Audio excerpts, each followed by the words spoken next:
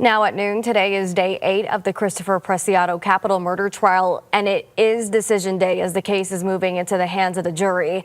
The courtroom has been packed tightly with family members of the victims who have been waiting for justice since December 2023. That's when pregnant mom Savanah Soto, her boyfriend Matthew Guerra were found shot dead in their car. Their baby Fabian also died in the attack. Sue Calvert joins us now live with the very latest. Sue, what can you share? Well, the day began with Judge Jennifer Pena reading the charge of the court to the jury. Essentially, that's a long legal document that explains everything that the jurors are going to have to consider, all the charges, all the counts, and what their legal obligations are. Just reading the charge took about 30 minutes. Then it was on to closing arguments. The judge told the jury each side would have 1 hour to give their final pitches. And the state said from the beginning that the victim, Matthew Guerra, had money and resources, and Christopher Preciado hatched a plan to take those things from him. In a confrontation they say lasted about 4 minutes and ended with both victims being shot in the head at very close range. Now, the defense has repeatedly asserted that there was a fight over a weapon and Christopher Preciado acted in self-defense with no intent to kill anyone. The evidence is super clear that he did intend to commit this robbery. He needed those car parts. He needed the money. So he killed them. He waited for them to show up, got in that car with the gun from his house, because that destroys his entire story. There's no DNA evidence of any kind linking Christopher Preciado to this capital murder. We know there's no gunshot residue. We heard that ad nauseum. There's no blood spatter evidence. There's no eyewitnesses. Plenty of videos, but there's no video where it actually counts and where it matters. There's no video of what happened in the vehicle that night. Now, very shortly, this will go into the hands of the jury, and it will be a waiting game after that, because we assume they're going to want to have lunch. Then they will have to pick a foreperson who will lead their deliberations. So it will be a long, involved process. The charge itself and the list of options that they have in terms of lesser included offenses, it's very long and complicated. So we will be here until we have some answers. Live at the Justice Center, Sue Calvert, KENS 5.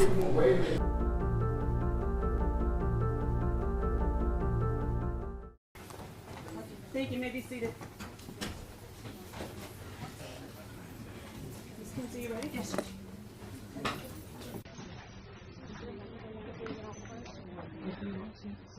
don't want to. I heard you want to. Okay. Ms. Kinsey, let's get on the record. Yeah? We're going to get on the record on 2024 CR 4083. State Justice Christopher Preciado. Is Mr. Preciado present? He is not. Okay.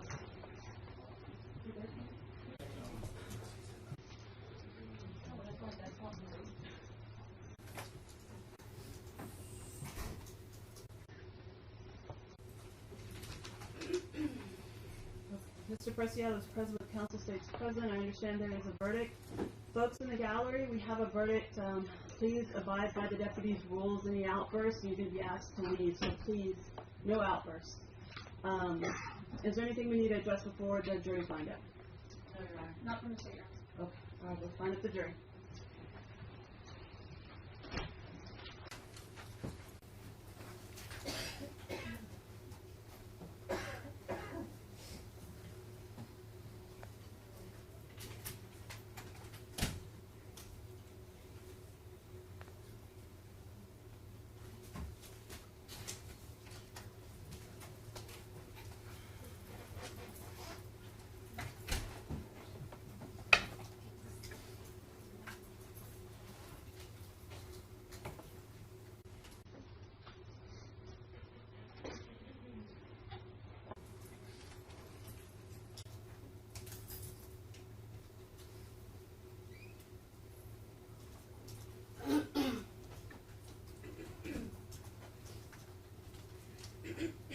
Jurors are ready to. All right. All rise for the jury. Board person could please rise. Is it unanimous? Yes, Your Honor. Okay, if you could hand it to the deputy, please. Thank you.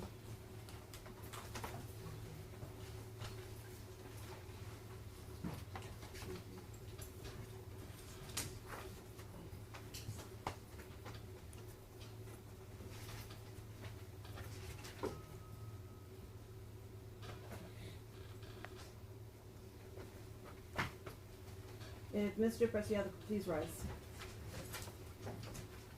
Count 1, capital murder, murder of more than one person in the same criminal transaction. Verdict form. We, the jury, find the defendant Christopher Ray Preciado guilty of the offense of capital murder as charged in count 1 of the indictment. Signed, the presiding judge.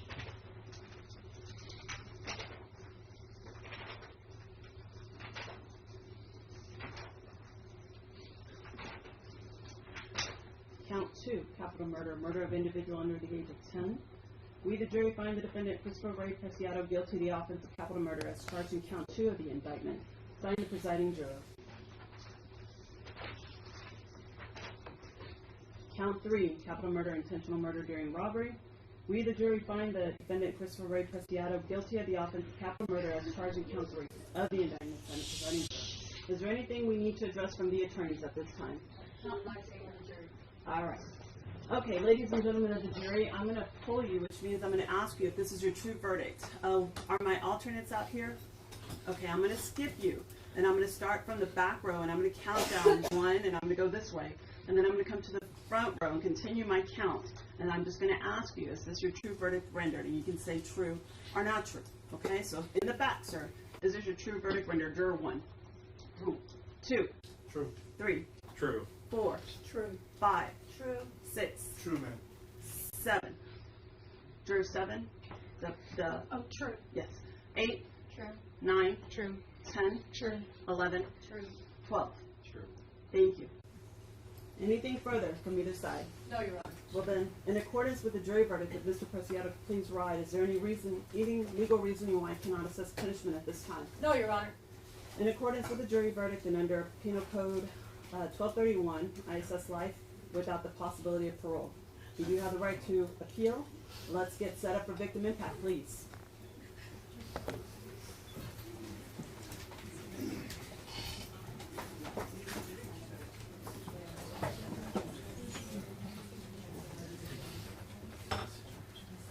Just for the record, I'm tendering the child court certification. Thank you.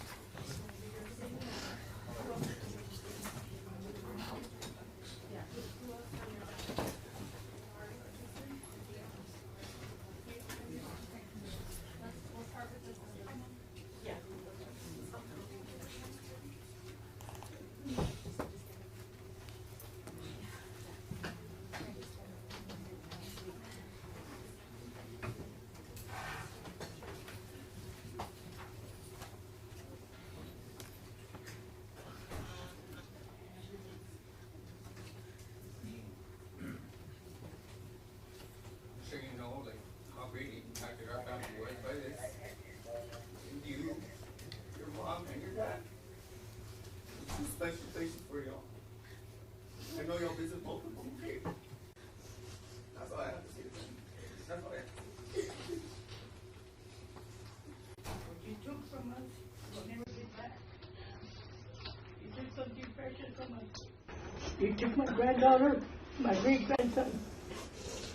You will never see them again. But I'm glad that they found you guilty. And you will have the rest of your life to think about the consequences that you took from us. You're going to regret every day of your life for what you did to my granddaughter. You're going to see every day. You'll never see the day of light out here. And we'll never see my granddaughter. Or my great-grandson, for that matter. So think about what you did.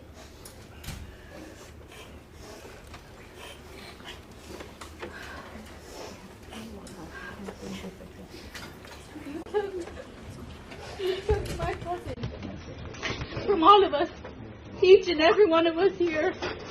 You took Matthew, and you took their unborn son. He didn't even have a chance to live. Not one day. Me and my cousin planned together to raise our children. And she did not get to do that with me because you took her from us. But I know one day you will finally get what you deserve. Because you took something and you have no remorse for any of us. And her mother right here and her father, they cannot talk, but I will. I will talk for my cousin and her boyfriend and their unborn son. They did not deserve what you've done to them. But I'm glad that they see you guilty, because you will spend the rest of your life regretting everything that you have took from each and every one of us here.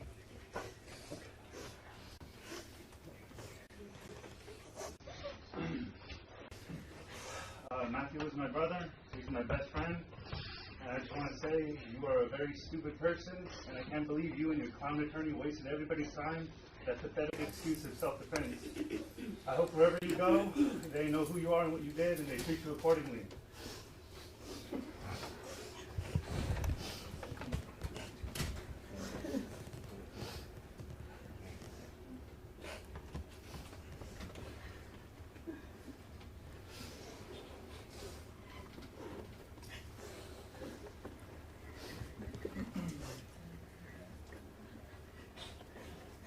Matthew Guerra was my son. He was born October 26, 2001. I'm 1 premature on my birthday. It was God's gift to me. I was blessed with a little over 22 years to help my son. And I'll be the first to admit he didn't walk on water like Ms. Guerrero. And to hear the way she recklessly and cold-heartedly spoke about him, I think the two of you are related. And being born saved my life in more ways than I can ever say.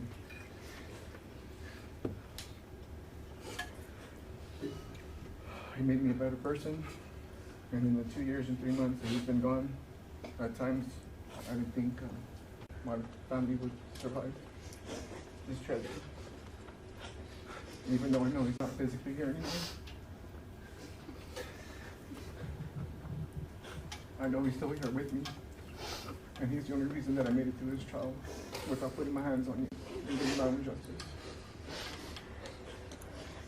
Regardless of the narrative that's put out there by Savanah and Matthew, that we're inseparable and in love, and the arrival of Fabian had caused him to make some changes that we never got to see. Fabian would have been my first grandson.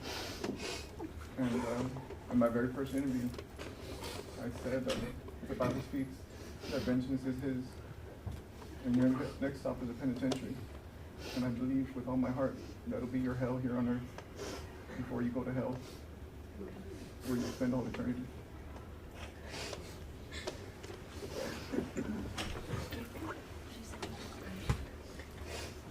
Matthew Guerra was my grandson, and even though it was stated in the trial that there were no witnesses, no fingerprints, no DNA, it's all recorded in heaven.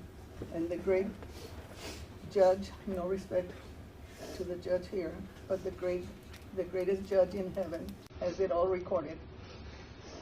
And I don't know if the Preciado family is in here, but they need to prepare to meet that final judge, who there is no excuses because everything is recorded. And Matthew had a heart of gold, and I miss him very much every day.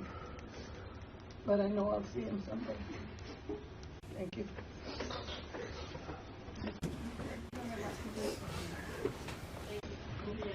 All right, please, jury.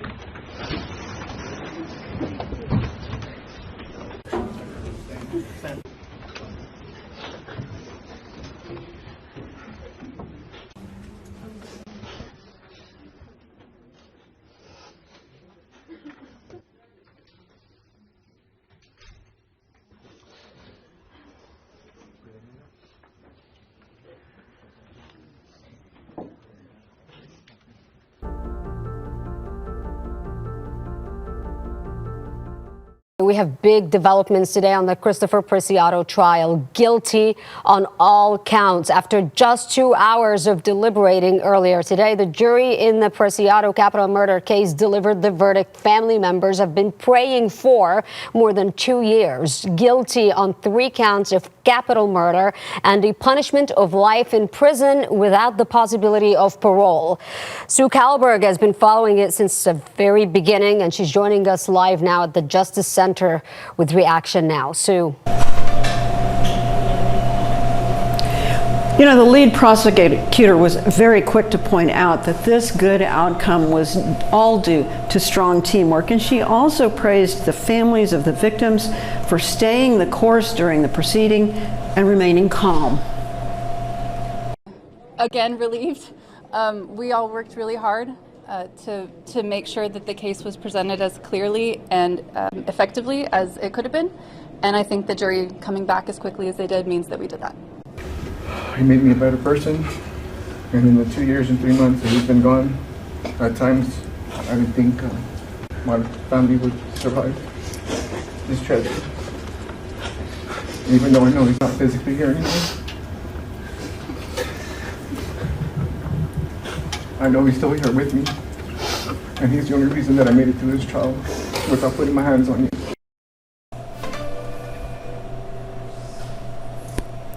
So what's next? The DA's office is still pursuing a case against Christopher Preciado's dad, Ramon, for his alleged role in helping to dispose of the bodies of the victims. Now, Christopher's mom, Mirtha, she also was facing charges, but that case has been dismissed for further investigation, and they say a decision hasn't been made about what they're going to do about that case yet.